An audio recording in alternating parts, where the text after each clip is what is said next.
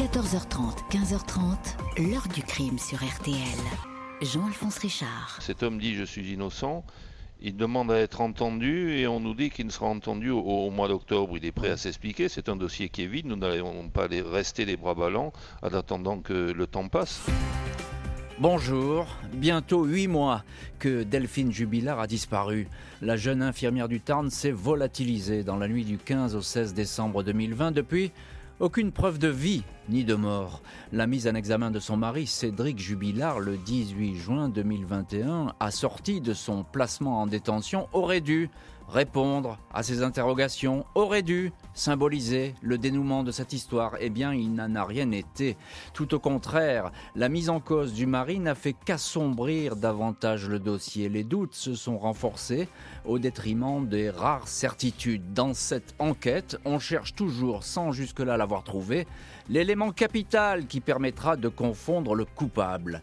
Cédric Jubilard a-t-il tué et fait disparaître son épouse Delphine ? Est-il ce mari jaloux décrit par les enquêteurs qui serait passé à l'acte un soir de colère et qui depuis s'enfermerait dans le déni ? Quelles preuves contre Cédric Jubilard ? Quels nouveaux indices pourraient apparaître ? Le mari peut-il rester encore longtemps en prison ?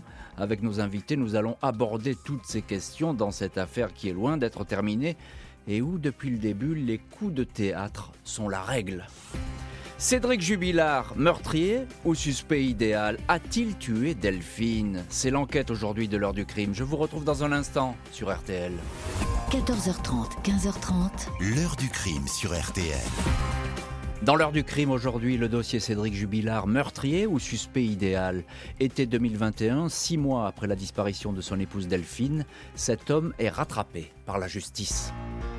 Mercredi 16 juin 2021, les gendarmes de la section de recherche de Toulouse se postent discrètement aux abords d'une maison en construction dans un lotissement à la sortie d'Albi, dans le Tarn. Ils y attendent l'arrivée de l'un des maçons, l'artisan plaquiste Cédric Jubilard, 33 ans. Depuis l'hiver précédent, son seul nom suffit à attirer tous les regards, pas toujours bienveillants. On le soupçonne d'être derrière la disparition de son épouse Delphine dans la nuit du 16 au 17 décembre 2020. Les gendarmes aperçoivent Cédric Jubilard, crâne récemment rasé. 4 jours auparavant, il défilait dans cette même ville d'Albi lors d'une marche blanche. Un homme qui veut manifestement tourner la page. Il a une nouvelle compagne, Séverine, de 10 ans son aînée, et a retrouvé du travail. Les soupçons à son égard paraissent d'ailleurs se dissiper. Le plaquiste ne montre toutefois aucune surprise en voyant débouler les enquêteurs. Il esquisse même un petit sourire, à la fois désabusé et exaspéré. Dans ces affaires, c'est toujours le mari, le suspect numéro 1. De toute façon, je sais que je vais aller en prison, des propos qui seront rapportés par le journal Le Parisien. Après 6 mois d'enquête et de questions, Cédric Jubilard, inévitablement devenu personnage central de cette disparition, est placé en garde à vue à la section de recherche de Toulouse. Les 2 juges chargés de l'instruction ont décidé qu'il était temps d'avoir un interrogatoire poussé avec le mari de Delphine. Ils pensent disposer d'assez d'éléments pour le mettre devant ses contradictions et le faire craquer. Pour l'occasion, les enquêteurs classiques sont assistés d'analystes du comportement du renseignement criminel prêts à analyser les moindres mots et les plus petits gestes du témoin. Les juges ont décidé de frapper fort. La propre mère de Cédric, Nadine, a elle aussi été interpellée et placée en garde à vue à la gendarmerie de Gaillac. Le beau-père de Cédric, Olivier, est lui aussi placé en garde à vue. Des perquisitions sont conduites au domicile des parents, une maison de Carmaux, ville toute proche de Cagnac-les-Mines. Le pavillon de Séverine, la nouvelle petite amie, est également perquisitionnée. Séverine n'est toutefois pas placée en garde à vue. Une opération qui laisse penser que la disparition de Delphine a peut-être été concoctée au sein d'un clan familial, un petit groupe de personnes qui détiendraient la terrible vérité. Jeudi 17 juin, le procureur de Toulouse, Dominique Alzehari, annonce que les gardes à vue sont prolongées.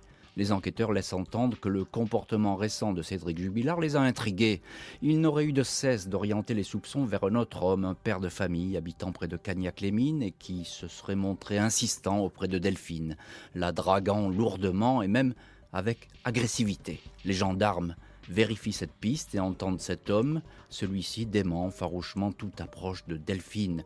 Des gendarmes qui éliminent également de la liste des suspects le fameux Amant de Montauban, un homme marié qui était en contact sur Internet avec Delphine, un amant avec qui la jeune femme s'apprêtait à refaire sa vie une fois que le divorce serait prononcé. Cédric Jubilard le savait, il n'aurait pas supporté donc d'être quitté. Voilà donc pour ce premier chapitre, l'interpellation spectaculaire de Cédric Jubilard. On verra dans le chapitre 2 de cette heure du crime, plus précisément ce qu'on lui reproche. Je voudrais tout de suite qu'on aille vous retrouver, maître Jean-Baptiste Allary. Bonjour. Oui, bonjour. Merci infiniment d'être en direct avec nous dans l'heure du crime aujourd'hui. Je sais que votre temps est précieux et que vous avez beaucoup de travail, notamment avec ce dossier. Il y a tout de suite une question que je vais vous poser, maître. La deuxième demande de libération conditionnelle de Cédric Jubilard a été refusée par la Cour d'appel il y a seulement quelques heures. C'est tout frais. Pourquoi cette libération a-t-elle été refusée, maître Allary ? Alors, la libération n'a pas été refusée par la Cour d'appel, mais par le juge des libertés de la détention. La Cour d'appel sera amenée à statuer sur l'appel que nous allons interjeter à l'encontre de cette décision. D'accord. Voilà. Alors, vous savez, une demande de mise en liberté, ou le rejet d'une demande de mise en liberté, n'est pas un préjugement de culpabilité. Voilà, il ne faut pas perdre de vue que le débat devant le juge des libertés de la détention concerne uniquement la détention provisoire et repose sur 7 critères de l'article 144 du Code de procédure pénale. Et là, le juge des libertés et de la détention a considéré que l'incarcération était le seul moyen de préserver les indices, éviter des pressions sur les témoins ou sur les victimes, garantir le maintien à la disposition de la justice du mise en examen, protéger le mise en examen et mettre fin à un trouble exceptionnel et persistant à l'ordre public. Donc vous voyez, dans cette motivation, il n'y a pas d'élément sur une éventuelle culpabilité. Ça veut dire, si je traduis un petit peu vos propos, maître Allary, pour être clair, et puis on va tout de suite crever l'abcès, on n'a pas trouvé d'éléments nouveaux qui seraient survenus dans le dossier qui permettraient aujourd'hui de maintenir votre client en détention. Ah non, il n'y a pas d'éléments nouveaux. Et même, j'ai envie de vous dire, la seule chose que l'on a apprise depuis sa mise en examen, c'est que de manière extrêmement étonnante, voire absolument scandaleuse, les analyses et expertises sur la fameuse couette qui a été avancée comme un élément à charge n'avaient pas été ordonnées et ne l'ont été que le 27 juillet. Voilà. Pendant 8 mois, on met cette couette comme un élément à charge, on l'avance comme une charge, alors qu'on n'a rien analysé du tout. On va revenir effectivement sur cet élément et on va revenir avec vous sur le fond de l'affaire. Maître Allary, vous nous confirmez, vous l'avez dit d'ailleurs, vous faites appel de cette décision. Comment ça va se passer en quelques mots, cet appel ? On interjette appel directement au greffe à Toulouse et nous aurons une audience devant la chambre de l'instruction dans les jours à venir. C'est ça. La date est fixée déjà, non ? Non. Alors à l'instant où l'on parle, l'appel, je ne pense pas qu'il ait déjà été interjeté puisque la décision date de quelques heures. Bien sûr. Et je suis à Albi, je ne suis pas à Toulouse. Donc c'est Maître Franck ou Maître Martin qui iront interjeter appel. C'est ça. Donc ça, c'est de la procédure. Mais enfin, c'est bon à savoir pour la suite du dossier qui est toujours riche en rebondissements. Bonjour Ronan Folgoas. Bonjour. Merci d'être dans le studio de l'heure du crime. Vous êtes journaliste au Parisien et vous êtes l'un des meilleurs spécialistes de ce dossier. On revient un petit peu à l'enquête et surtout à cette mise en examen. On l'attendait, on l'a pressenté, mais ça demeure un coup de théâtre finalement dans cette affaire. Oui, c'est-à-dire quand vous dites qu'on l'attendait, honnêtement, quand elle survient le 16 juin, personne n'y pense vraiment. C'est une surprise ou une demi-surprise parce que on savait que Cédric Jubilard était toujours dans le collimateur des enquêteurs, comme on dit, c'est-à-dire qu'il n'avait jamais cessé d'être un suspect potentiel. Mais après, pourquoi ce jour-là, exactement 6 mois après la disparition de Delphine, on ne le sait pas bien encore aujourd'hui. Voilà, nous, comprend qu'ils voulaient, les enquêteurs ont voulu frapper un coup et tenter quelque chose en le plaçant comme ça en garde à vue, en espérant peut-être qu'au cours de cette garde à vue, des aveux affleurent. Qu'il raconte quelque chose, évidemment. Maître Allary, je reprends ce que dit Ronan Folgoas. Pourquoi, d'un seul coup, on décide cette garde à vue et puis cette mise en examen ? Alors, c'est difficile à dire parce que je ne suis pas dans la tête des juges d'instruction, mais il aura fallu 6 mois pour construire cet artifice intellectuel de prétendue charge pour arriver à justifier le placement en garde à vue et la mise en examen. Ça n'a pas été facile, je pense. Et le fait que lors de cette garde à vue, la mère soit mise en garde à vue, le beau-père, etc., c'est destiné à quoi, selon vous ? Alors, c'est très clairement une manœuvre de pression psychologique. Quand on regarde un petit peu la chronologie, il faut se rappeler que quelques semaines auparavant, le 30 avril, Cédric Jubilard est auditionné par le juge d'instruction en qualité de partie civile, de victime. On me communique à ce moment-là, puisque je suis présent en tant que son avocat, on me communique un dossier qui fait 1 tome, à peu près. Ça, c'est une manœuvre, en réalité, déloyale, je l'affirme, parce que je n'avais connaissance qu'1 dixième du dossier. C'est véridique, 1 dixième du dossier, afin de lui faire baisser la garde. Il est toujours sous surveillance téléphonique. Et en lui disant, écoutez, monsieur Jubilard, maintenant, on vous considère bien comme une partie civile, ils ont espéré qu'il puisse faire un faux pas. Qu'il puisse faire un faux pas et finalement qu'il oublie presque cette affaire.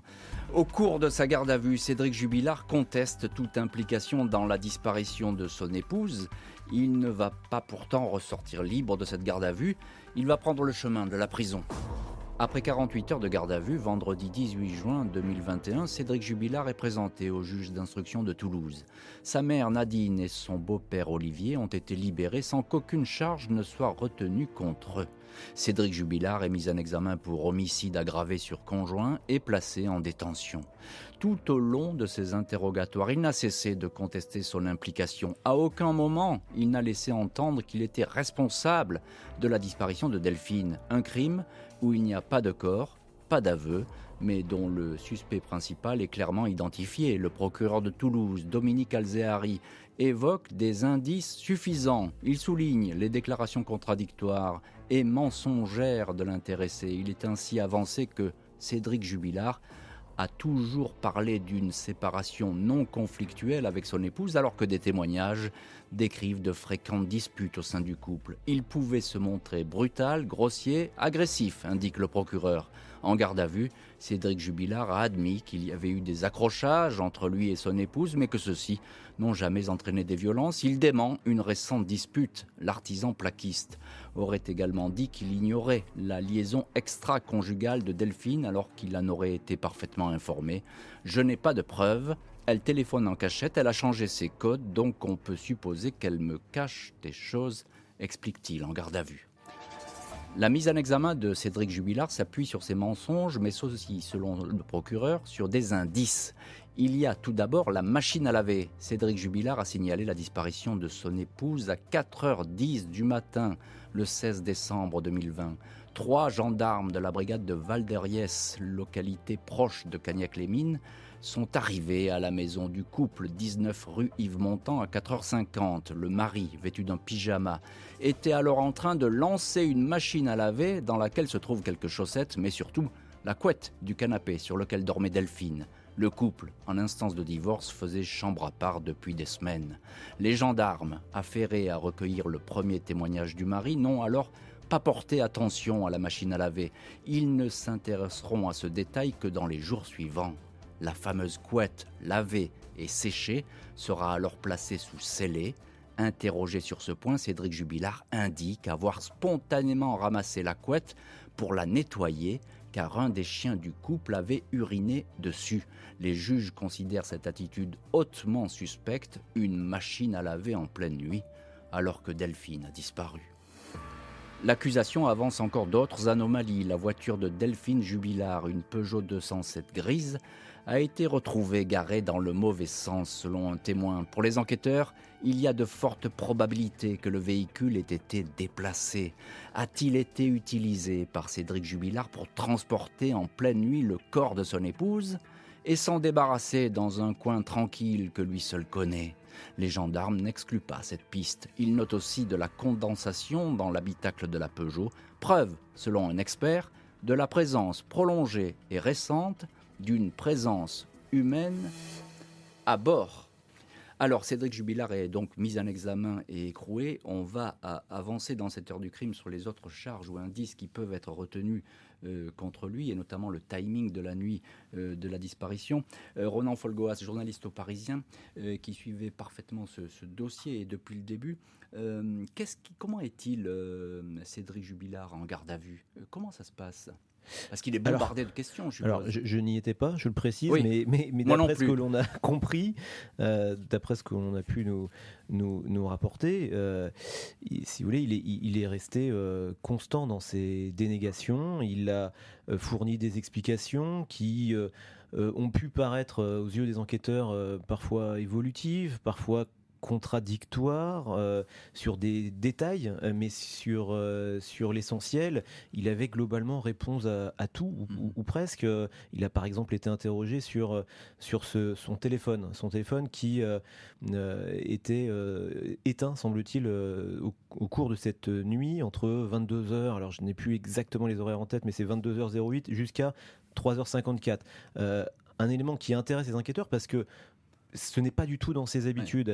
En exploitant l'historique du téléphone, ils ont constaté que le téléphone était toujours allumé la nuit. Bon, ils l'ont interrogé et là il répond que son téléphone s'est déchargé, qu'il a joué un jeu là qu'il affectionne. À Game of Thrones. Exactement. On va y revenir d'ailleurs à la téléphonie parce que c'est un élément important d'ailleurs pour l'accusation comme pour la défense. Ça peut être réversible. Alors, Maître Alary nous a parlé en préambule de cette couette, la fameuse couette, etc. Ronan Folgoas, c'est vrai que c'est quand même troublant. Votre femme a disparu. Vous êtes sans doute dans l'inquiétude, dans le doute, dans la panique peut-être, je ne sais pas. Et la première chose que vous faites, vous prenez une couette et vous la mettez dans une machine à laver pour la laver. Alors, ça pèse lourd un petit peu quand même dans le... Alors, ce que l'on sait, parce qu'il y a si vous voulez, les éléments qui ont été présentés à charge par le procureur de la République le 18 juin, ils ont ensuite été réexaminés, réévalués. Ce que l'on a compris, peut-être que Maître Alary pourra aussi nous apporter des précisions sur ce sujet, mais ce qu'on a compris, c'est que quand les gendarmes arrivent sur place, ils constatent que Cédric Jubilard vient de remplir son lave-linge et vient de refermer le hublot. Mais qu'est-ce qu'il y a à l'intérieur à ce moment précis? Est-ce que c'est bien la couette? Moi, je ne peux pas l'affirmer à 100%. En tout cas, il fait une machine, c'est vrai. Et ensuite, lorsqu'ils vont revenir saisir ce qui est à l'intérieur de cette machine le lendemain, 36 heures plus tard, 34 heures plus tard, je crois, le lendemain après-midi, ils vont découvrir à l'intérieur de cette machine une couette et 4 chaussettes dépareillées. Mais qui a lancé cette machine et à quel moment précisément? Parce que ce qu'il y a d'intéressant, c'est que au moment où les gendarmes sont présents au domicile, c'est-à-dire à partir de 4h50 du matin, d'après le témoignage de ces gendarmes, la machine ne tourne pas. Oui, il n'a pas encore déclenché. Il n'est pas déclenché. Donc tout ça est assez nébuleux quand même. Moi, je n'ai pas d'idée vraiment claire sur cette... Mais c'est vrai que c'est un comportement qui apparaît aux yeux de l'accusation comme décalé par rapport à la situation. Maître Jean-Baptiste Alary, vous êtes en ligne dans l'heure du crime, vous êtes l'avocat, je le précise, un des avocats de Cédric Jubilard, le mari de Delphine. Il y a donc ces présomptions finalement, ces espèces d'analyses, de suppositions. On a parlé de la couette et vous nous avez expliqué qu'effectivement c'était quelque chose qui était encore très fragile.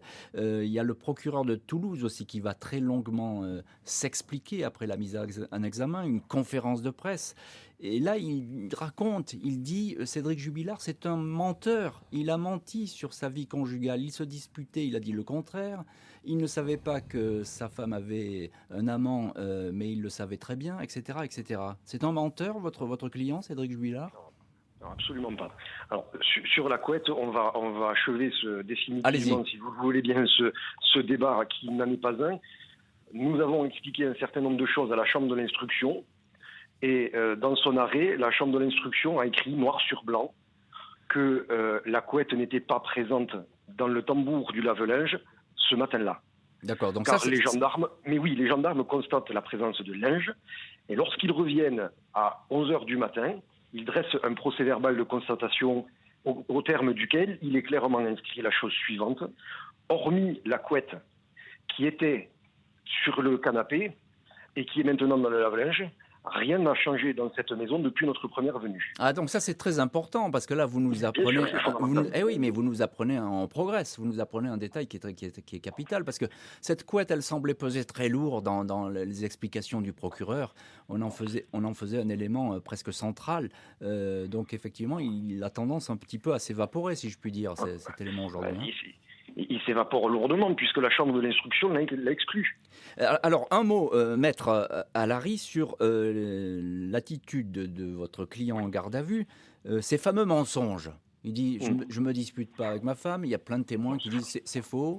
Qu'est-ce qu'il faut en penser, selon vous, selon la défense? Non, il n'a jamais dit qu'il ne se disputait pas avec sa femme. Il n'avait jamais prétendu ça. Il dit on avait des disputes banales, comme chaque couple.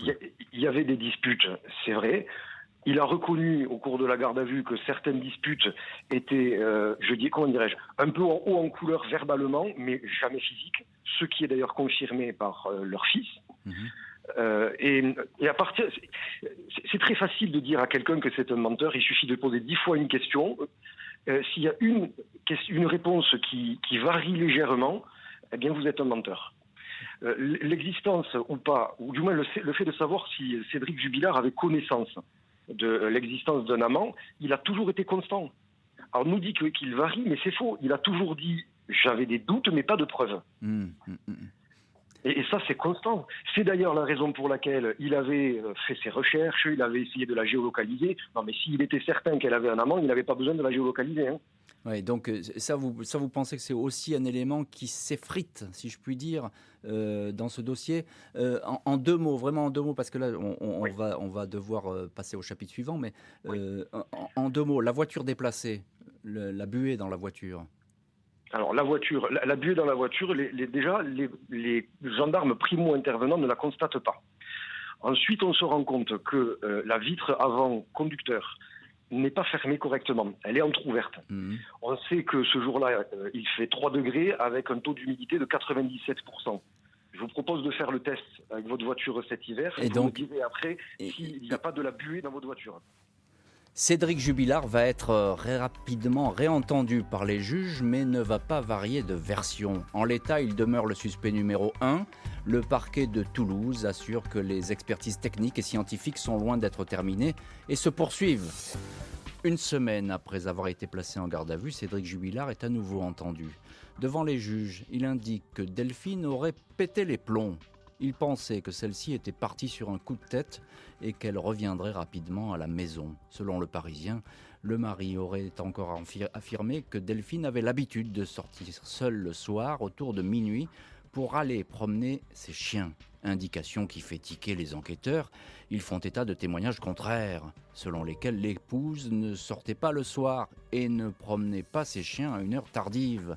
Un témoin dit même qu'elle avait peur toute seule dans l'obscurité. La nuit de sa disparition, des voisins du couple racontent avoir entendu vers 23h des cris stridents, des cris de femmes, des cris de peur en provenance de la maison des Jubilards. Ces cris vont ensuite s'apaiser. Les voisins se souviennent de l'heure grâce à l'émission de télé qu'ils regardaient sur TF1. Le fils de Cédric et Delphine Jubilard, Louis, 6 ans, est questionné. Il dit avoir entendu ce soir-là des gros mots échangés entre ses parents, mais à aucun moment des cris. L'autre enfant du couple, Elia, 18 mois, dormait, elle, à point fermé. Parmi les éléments à charge retenus contre Cédric Jubilard figurent ces mots rapportés par plusieurs témoins. Devant ses proches, le mari aurait explosé de colère 2 mois avant la disparition. « J'en ai marre, je vais la tuer, je vais l'enterrer, personne ne la retrouvera », aurait-il clamé le 12 décembre, soit 3 jours avant le début de l'affaire. Cédric Jubilard aurait encore confié à un de ses amis « Ça ne se passe pas bien, j'ai envie de la tuer ». Autre propos rapporté par un dernier témoin « Si Delphine me quitte un jour ou si elle trouve quelqu'un, je serai capable de la tuer ». Des paroles qui, selon les juges, témoignent d'une attitude agressive, belliqueuse, laissant présager le pire de la part d'un homme à bout de nerfs et gagné par la violence, à minima par une profonde exaspération. Ronan Folgoas, vous êtes dans le studio aujourd'hui de l'heure du crime, journaliste au Parisien. Qu'est-ce qu'il faut penser de ces propos qui, comme cela, de manière très brute, peuvent effectivement apparaître comme des menaces? Pris isolément, ces propos, on peut les mettre éventuellement sous le coup de la colère, de la frustration. Ce qui est évidemment un peu troublant, c'est lorsqu'il précise qu'il compte l'enterrer, que personne ne la retrouvera. Évidemment, à la lumière de cette disparition, du fait que précisément on ne retrouve pas ce cadavre, ça interpelle forcément. Après, ces propos, ils sont réitérés. C'est ça aussi qui pèse contre Cédric Jubilard. Auprès de personnes différentes. Les enquêteurs ont recensé au moins 3 témoins directs de ce genre de propos. Après, il faut faire très attention. C'est-à-dire qu'il y a un gouffre entre une menace de mort et puis le passage à l'acte. Mais c'est vrai qu'il y a l'accumulation qui joue. Et puis il y a ce détail, c'est ce projet de dissimulation de cadavres. Qui peut être prononcé, des mots qui peuvent être très bien prononcés sous le coup d'une colère intense. On peut le comprendre. C'est possible, mais on sent que cette colère persiste. C'est-à-dire qu'elle s'étale dans le temps. Le premier témoignage date du mois d'août. Les paroles qui sont prononcées ensuite par Cédric devant sa maman datent de la fin octobre. Et puis enfin, il y a cet ami. Là, c'est le 12 décembre. Donc ça persiste dans le temps. Maître Alary, avocat de Cédric Jubilard, est en ligne dans l'heure du crime. Je parlais de ces cris, de ce témoignage des voisins, qui est un témoignage un petit peu isolé. Ce sont les seuls à avoir entendu ce genre de cris. Que faut-il, vous, de votre côté, de la défense, en penser? Qu'est-ce que vous en dites? Alors, ce que j'en dis, c'est que lorsqu'on accuse de mensonge, je crois qu'il faudrait se regarder soi-même, parce que ces cris ont été entendus, je ne conteste pas, par des voisins qui résident à 150 mètres à vol d'oiseau à peu près du domicile. Les voisins directs, et on le sait, le quartier est assez dense. C'est un lotissement, c'est ça. Oui, les voisins directs, les plus proches, n'ont rien entendu du tout. Et ils ne dorment pas, certains expliquent un certain nombre de choses. Ensuite, quant à l'horaire, on nous a indiqué que ce cri aurait été entendu à 23h07. Alors c'est très commode parce que pour l'accusation, il faut impérativement que ces cris soient entendus après que le petit du couple soit allé au lit aux alentours de 22h55, selon l'émission qu'il regardait lui-même. Or, la personne qui entend ces cris indique qu'elle était sortie fumer une cigarette à un moment précis du film qu'elle regardait. Et le média qui diffusait ce film a indiqué que cet épisode dans le film intervient aux alentours de 22h50. Un quart d'heure avant la fin du film qui est à 23h07. Donc si ces cris ont bien été entendus à 22h50, il est impossible qu'ils soient ceux de Delphine Jubilard, puisque à cet instant précis, elle est sur son canapé avec son fils. Ouais. Donc là, effectivement, le timing est important. C'est fondamental. Et voilà, et c'est quelque chose sur laquelle vous allez vous battre, évidemment, dans ce dossier. Les juges ne vont cesser de reprendre le dossier à zéro et s'arrêter sur la chronologie de la soirée et de la nuit des 15 et 16 décembre 2020.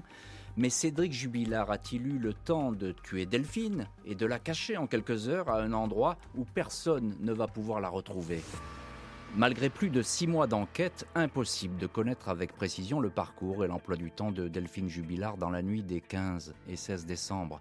Il est établi que l'épouse a adressé un dernier message sur son téléphone via la messagerie Snapchat. Il était alors 22h58. On sait avec certitude que c'est bien Delphine qui a utilisé ce portable.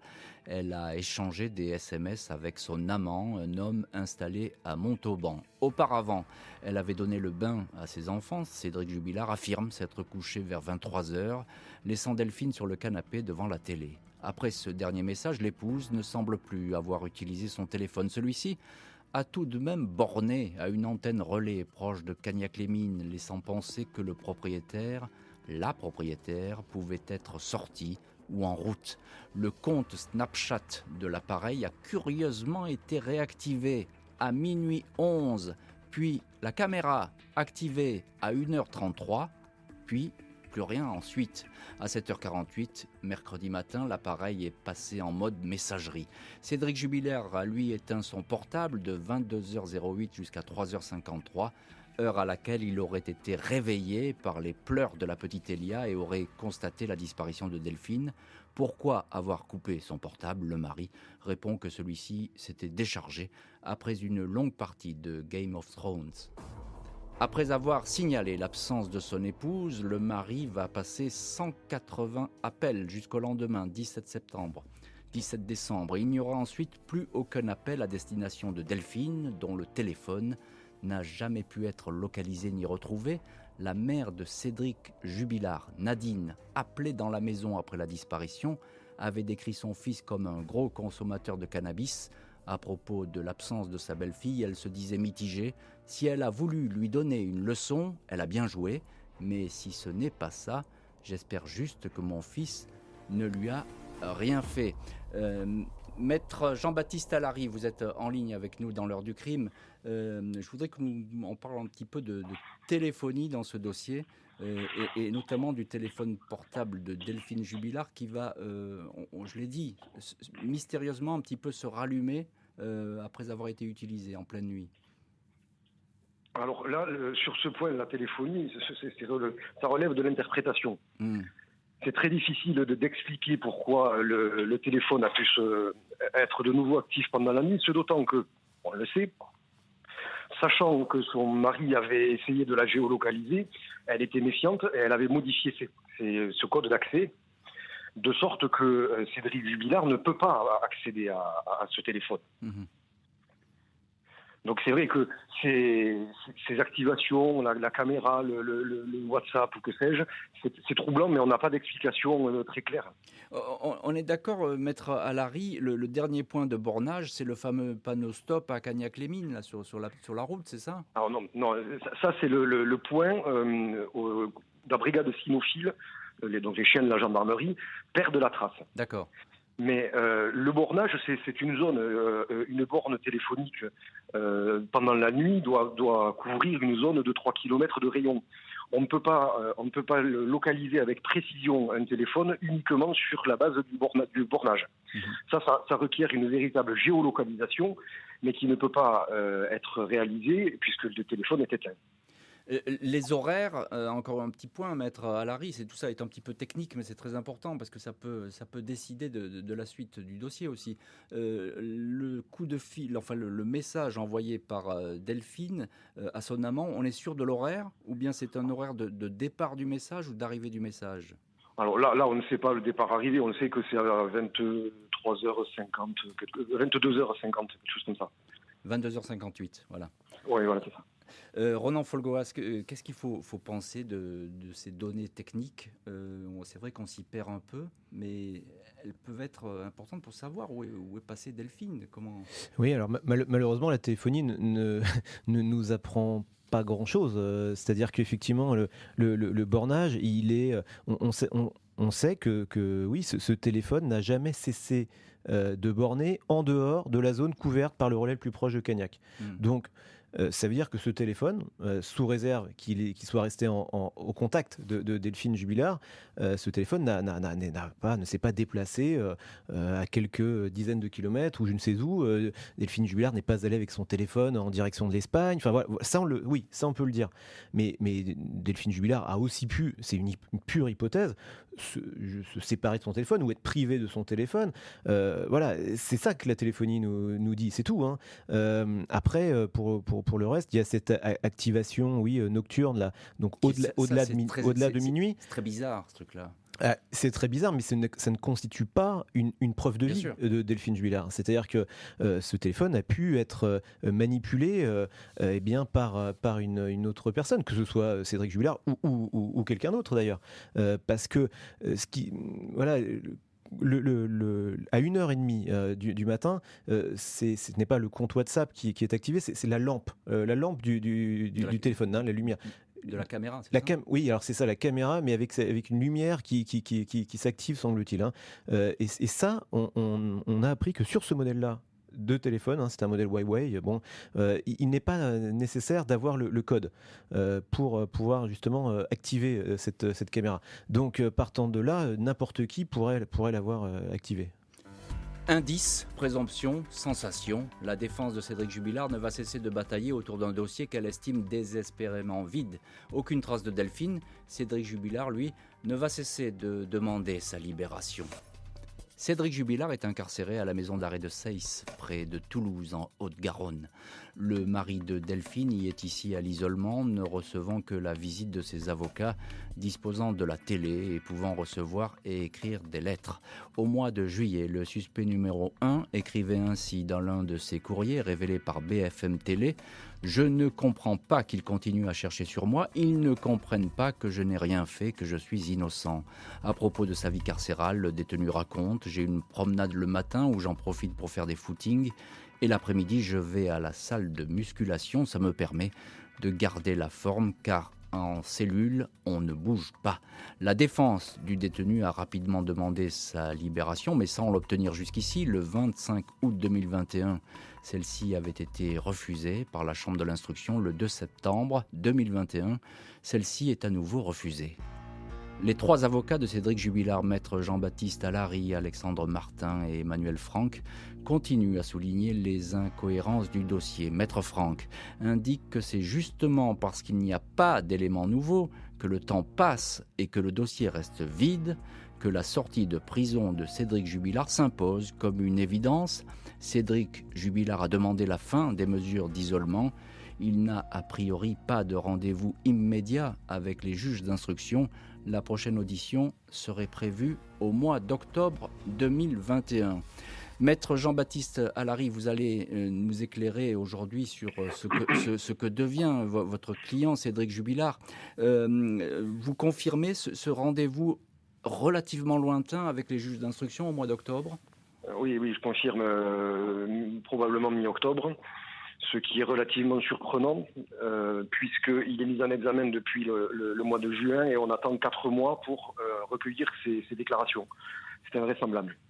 Comment est-il aujourd'hui en prison ? J'ai parlé de l'isolement, je crois qu'il a demandé la levée de cette mesure.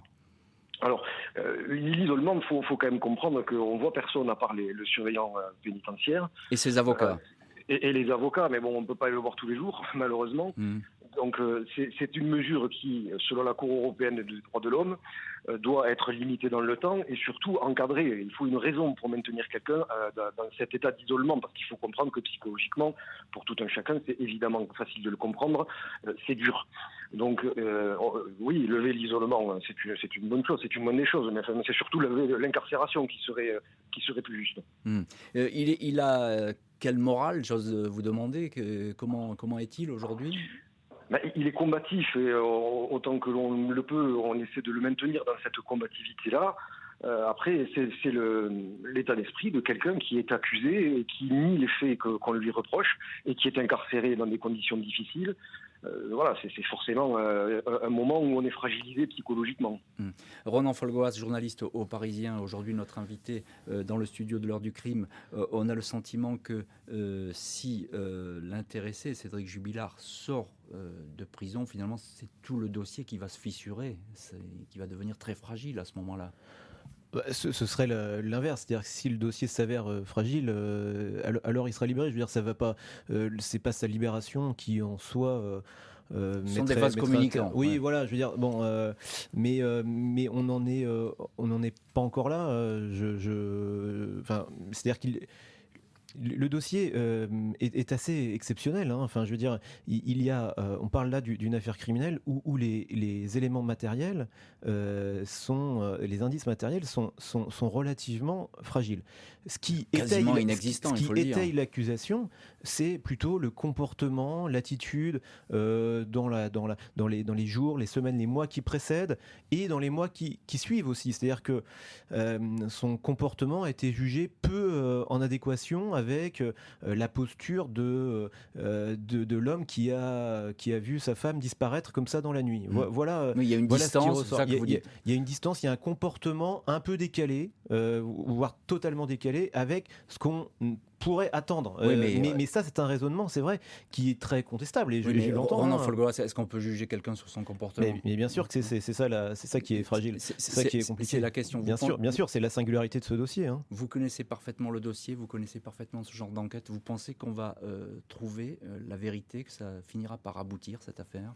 Déjà, il faudrait trouver le corps, peut-être, de Delphine. On peut bien sûr l'espérer pour les proches de Delphine Jubilard, qui ont besoin, eux, vraiment, on pense aux enfants, évidemment, qui sont sans nouvelles de leur maman, les frères, les sœurs, ils ont besoin de connaître la vérité, bien sûr.